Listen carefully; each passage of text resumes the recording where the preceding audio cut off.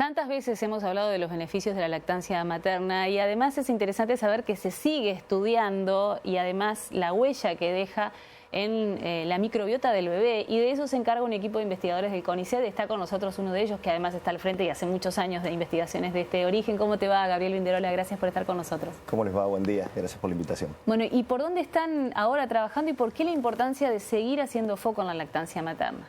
Bien, la leche humana, la lactancia, es la forma en que el bebé va a recibir todos los microorganismos que necesita para su vida. Hemos venido escuchando en los últimos años flora intestinal, pero esta es una palabra que un poco quedó chica porque tenemos microorganismos en todo el cuerpo, en el intestino principalmente, y es la transferencia de la mamá al bebé, pero también del entorno familiar. El papá también tiene su rol, las mascotas tienen su rol, pero la leche humana, la leche materna, es una fuente inagotable de microorganismos. Mientras haya lactancia, hay transferencia de estas bacterias de la leche humana al intestino del bebé. Por lo tanto, es importante conocerla, ver los factores que entran en juego, la alimentación de la mamá, el consumo de medicamentos en ese periodo que es clave. Hoy en día hay como un sobreuso de antibióticos, de antiácidos.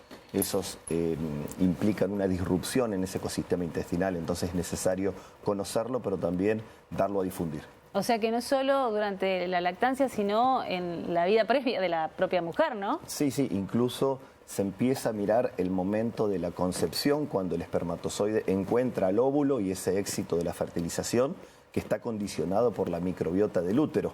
Dependiendo de cómo es ese ecosistema, se empiezan a explicar por qué las tasas de infertilidad o cómo una buena alimentación también puede impactar positivamente en un embarazo que llegue a término. También el nacimiento a término es muy importante para la microbiota del bebé.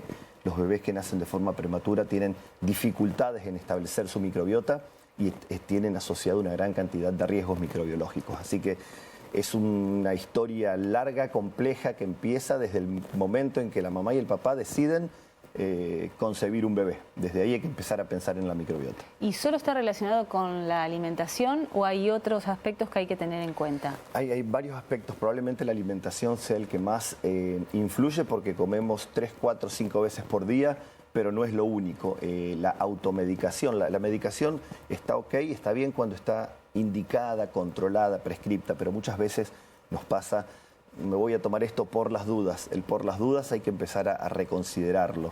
Es importante el entrenamiento, es importante la actividad física, es importante también el descanso, es importante el medio ambiente, lo llamamos el estilo de vida, todas las conductas que nos llevan a hacer de una forma o de otra. Eso se está viendo que influye muchísimo en esta microbiota que nos condiciona en la salud y en la enfermedad. ¿Y algo tiene que ver o no que sea el parto natural o parto por cesárea?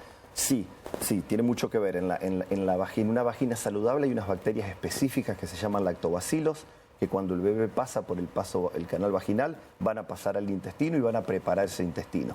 Los bebés que nacen por cesárea, que muchas veces son necesarias, pero muchas veces están sobreutilizadas. Más o menos se estima que entre un 8 a un 10% son necesarias, y hay lugares donde hay 60, 70, 75%. Vengo de un congreso, mostraban valores del 75% de los partos por cesárea. Eso también hace un retraso en la microbiota, y el nacimiento por cesárea se asocia a enfermedades crónicas durante la niñez: diabetes infantil, obesidad, sobrepeso, alergias alimentarias. Tal vez la buena noticia es que la leche humana, la lactancia materna, puede contrarrestar un poco el efecto de la cesárea. Por lo tanto, cuando la cesárea es necesaria, apuntar mucho más a sostener la lactancia materna. ¿Cuántos mitos? Me hace acordar a cuando empecé yo mis años de maternidad. Un mito era que si te hacían la cesárea no tenías leche, por ejemplo. Claro. ¿No? Pero sin embargo, el beneficio es que sea por parto natural siempre. Sí, por parto natural. Tratemos de recuperar las tasas de parto natural, tratar de que la lactancia sea exclusiva hasta los 6 meses, sostenida hasta los 2 años o hasta cuando la familia lo decida.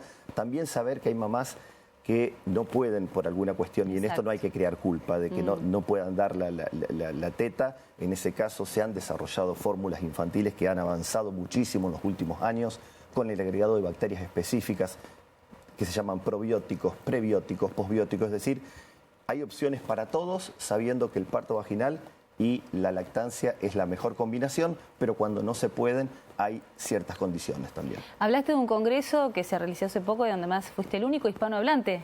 Sí, soy este es ahí estamos viendo imágenes, Sí. En realidad vengo de una gira de congresos por estos temas. Sí. Ese fue en Chicago hace ya 2 semanas, después hubo otro en Bratislava, otro en Estados Unidos, bueno, el último ahora en Argentina.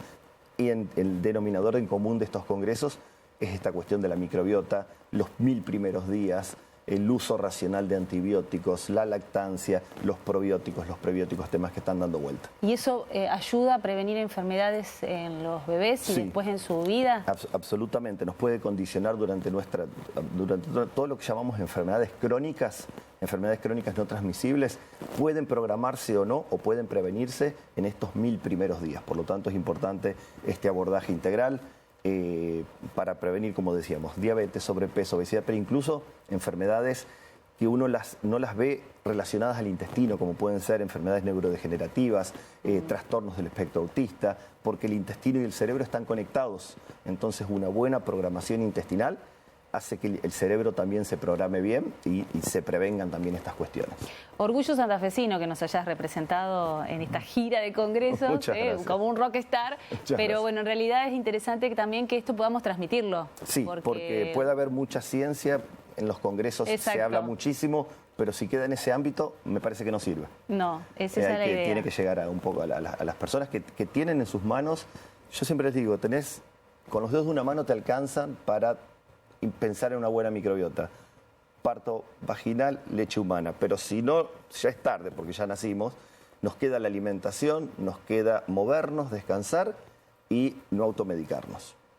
Excelente resumen. Gracias, Gabriel. Muchas gracias por estar con nosotros.